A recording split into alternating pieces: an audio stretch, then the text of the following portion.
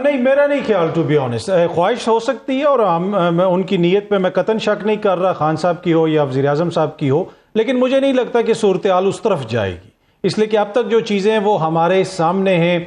गुज़िश्ता रोज़ मरियम औरंगज़ेब साहिबा कह रही थी कि हुकूमत का तो इस गिरफ्तारी से कोई ताल्लुक ही नहीं। आज इतनी इंपॉर्टेंट तकरीब में वज़ीर आज़म साहब ने तकरीर का बड़ा हिस्सा इस गिरफ्तारी के हवाले से उसके ऊपर उन्होंने अपना टाइम दिया और जो जो उन्होंने बातें की कि जनाब ये हमने करवानी है, हर हालत में करवानी है। जो निगरान हुकूमत है वो जो उनका जो रवैया है, उनके वज़ीर इत्तलात जो बैठे हुए थे वो ऐसे लग रहा था अगेन कि वो इमरान खान के कोई शदीद किस्म के सियासी मुखालिफ हैं।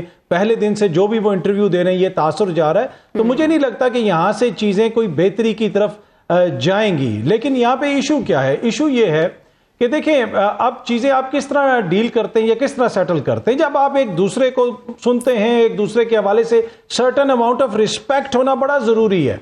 इस हुकूमत का अलमिया ये रहा है कि आज भी वज़ीर आज़म साहब ने तकरीब करते जहाँ पे गैर मुल्की भी बैठे थे, उन्होंने कहा कि वो एक बयानिया बनाता है और एक कल्ट उसको मान लेता है। देखें ये वो चीज़ है, आप किसी भी मोज़ेज़ पीडीएम के रहनुमा से बात कर लें या दीगर जो उनके इत्तेहादी हैं उनसे आप बात कर लें, ये मैं आपको अपना बराह रास्त तजर्बा बता रहा हूँ। जिनसे भी हम बात करते हैं वो इमरान खान का नाम इतनी हकारत से लेते हैं कि जैसे वो कोई दीवाना शख्स है जिसको ना सियासत आती है, ना जिसको किसी चीज़ का पता है, ना उसके वोटर सपोर्टर को कुछ पता है, वोटर सपोर्टर उसका कल्ट है। ये है इनकी डाउनफॉल की पहली चीज़। हालत इनकी ये हो गई है कि ये सारे मिल के भी उसके खिलाफ इलेक्शन नहीं लड़ सकते। क्यों? आपने उसको हमेशा हकीर जाना, आपने उसको वो रिस्पेक्ट ही नहीं दी। जो आपका मुखालिफ होता है, जब तक आप उसको सर्टन रिस्पेक्ट नहीं देते, आप उसका मुकाबला किस तरह करेंगे? आप तो अभी तक उसको एक खलंडरा नौजवान के तौर पे पेश करते हैं और सारे मिल के आपका जो सियासी बयानिया था वो उसको ऐसे दफन कर रहा है कि आए रोज आपका जो सियासी सांस है वो बंद होता जा रहा है। देखिए इस दौर के अंदर ना, इस दौर के अंदर, ये जो आजकल का दौर है, इस दौर के अंदर आप जो है शऊर का मुकाबला चालाकी से नहीं कर सकते, क्रिएटिवनेस का मुकाबला नौसरबाजी से नहीं कर सकते। ये 90 की दिहाई नहीं है जिस तरह तकब्बुर का मुकाबला आजिज़ी से, हाँ तकब्बुर का मुकाबला आजिज़ी से नहीं किया जा सकता। आप लोगों ने मसलसल सियासी तकब्बुर, ज़ौम, घमंड का मुजाहरा किया, चालाकियां की, ये आज के दौर में नहीं चलेंगी। सोशल मीडिया का दौर है, डिजिटल मीडिया का दौर है और इसी वजह से हर जगह पे आपको बार बार नाकामी होती है। जहां तक अदालत के अहकामात का ताल्लुक है, इलेक्शंस के हवाले से भी अदालत का हुक्म है, उसके ऊपर कितने महकमे कितना अमल दरामद करने के लिए तैयार हैं।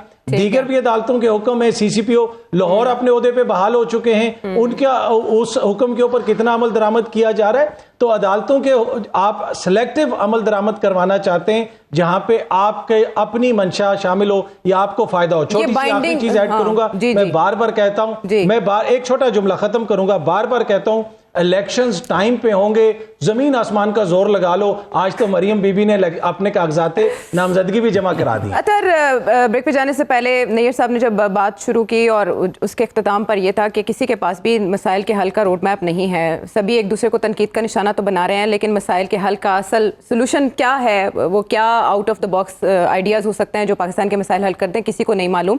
लेकिन इतनी भी अंधेरी रात नहीं है और ना ही इतनी नाउमीदी है। साद रफीक साहब ये कह रहे हैं कि नवाज शरीफ जब आएंगे तो वो निज़ाम में अदल के हवाले से एक नया खाका देंगे और मईशत के हवाले से भी। आज निहाल हाशमी साहब ने भी ये कहा कि उनकी भी 5 साल की नाअहली ख़त्म हो गई, नवाज शरीफ साहब वापस ऐवान में आएंगे। यूसुफ रज़ा गिलानी साहब को भी नाअहल किया गया था तो वो भी वापस ऐवान में आए। तो ये अब फैसला करना पड़ेगा कि सुप्रीम कौन है। आपके ख्याल में वाकई नवाज शरीफ साहब इतना अर्सा बाहर रहकर पाकिस्तान के लिए कोई ऐसा प्लान ज़हन में रखकर बैठे होंगे कि वापस आएँ और उनका ऐलान वाकई पाकिस्तान में out of the box idea का एक नया दौर शुरू कर सके? जी जी बिल्कुल, यकीनन वो मुझे तो इत्तलात है कि वो किसी कोई प्लान लिख भी रहे हैं और 4 पेन भी तोड़ दिए उन्होंने वो प्लान लिख के, इसलिए कि तारीख में पहली दफ़ा वो इक़्तिदार में आएंगे और तारीख में पहली दफ़ा जो है वो कोई ऐसा प्लान लेके आएंगे। देखें इस वक्त नून लीग की हुकूमत है पाकिस्तान के अंदर। देखें मैं कहता हूँ ना कि ये चलाकियों का दौर नहीं है, ये शऊर का दौर है, ये सोशल मीडिया का दौर है। भाई आपकी हुकूमत है, नवाज शरीफ साहब वो प्लान इसहाक डार साहब के साथ भेज देते ना पाकिस्तान में। डार साहब ने जो मईशत के साथ किया है, आज जो पेट्रोल की प्राइसेस पूरी दुनिया में कीमतें कम हो रही हैं, पाकिस्तान में ज्यादा हो गई हैं, तो वो प्लान क्यों नहीं दे रहे अपने समधी को? मियां साहब क्यों अपने भाई से दुश्मनी कर रहे हैं? देना अपने भाई को वो प्लान। हालत ये होगी कि सारे मिलकर इलेक्शन नहीं लड़ सक रहे, तो वो मियां साहब को चाहिए कि वो प्लान भेज दें फौरन, अगर वो उनके पास है। कोई ऐसा प्लान यही है कि इनके पास कोई प्लान नहीं है। प्लान यही है कि इसी तरह की बातें करके 90 की दिहाई वाली जो ये अवाम के सामने कोई बयानियां बनाना चाहते हैं, पर आजकल के दौर में बयानियां ऐसे नहीं बन सकता। आपको परफॉर्म करना पड़ेगा, कुछ ना कुछ दिखाना पड़ेगा। दूसरी बात यह है कि देखिए जी, यहाँ पे गुज़िश्ता रोज़ जो उधर कार्रवाई वगैरह हुई खान साहब के घर के बाहर, उसमें एक बयानिया ये बनाने की कोशिश की गई जी गिलगित बल्तिस्तान की पुलिस सामने खड़ी हो गई। आज आईजी साहब ने खुद फरमाया कि ऐसी कोई बात नहीं है। फिर आज जो वजीर इत्तलात हैं निगरां, उन्होंने खैबर पख्तूनख्वा की अवाम के हवाले से कहा जी खैबर पख्तूनख्वा से मिलिटेंट्स आए हुए थे जी। अब खैबर पख्तूनख्वा से जो भी आया होता है, क्या वो मिलिटेंट है?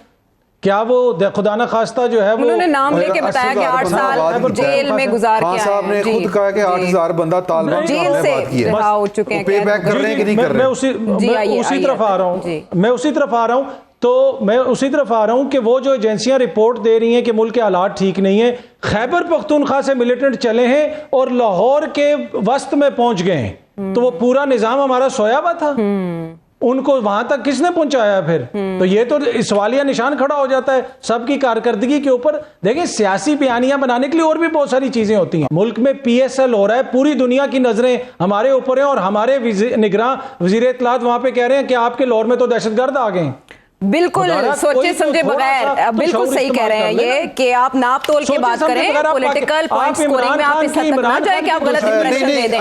देखिए, वैसे इमरान साहब ये बात ठीक है, देखिए आप ऐसी बात कर रहे हैं तो इसका मतलब आप तरला कर रहे हैं, आप अपनी बेचारगी शो कर रहे हैं, मीडिया के सामने आके लोगों को ये बता रहे हैं कि मिलिटेंट्स बैठे हैं। जी बिल्कुल बैठे हुए हैं। हम प्रोग्राम खत्म करने की तरफ जा रहे हैं, आप कौन तरावियां पड़ी हैं उन्होंने 3-4 दिन। किन्होंने?